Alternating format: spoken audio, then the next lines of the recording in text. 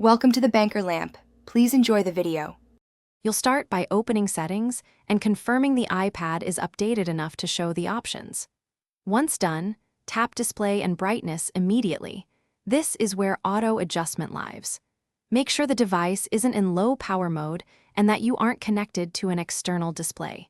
You should also disable any screen recording or guided access that might lock display behavior. This prepares the system, so the next switches reflect expected changes without restarting mid-process.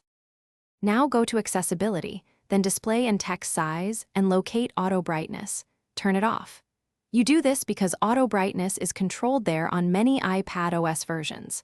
Next, return to Display and Brightness and disable True Tone and Night Shift if you want a consistent look. These can also alter perceived brightness.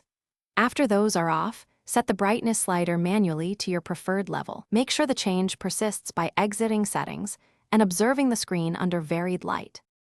Finish by restarting your iPad so the settings take full effect.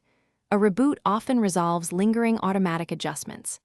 If you still see brightness shifts, verify any app-specific display or accessibility settings and make sure True Tone remains off. If problems persist, update iPad OS to the latest version, then, as a last resort, choose Reset All Settings. This preserves data but restores system defaults. Troubleshooting tip: if brightness keeps changing, check ambient light sensor obstruction or a protective case that blocks sensors.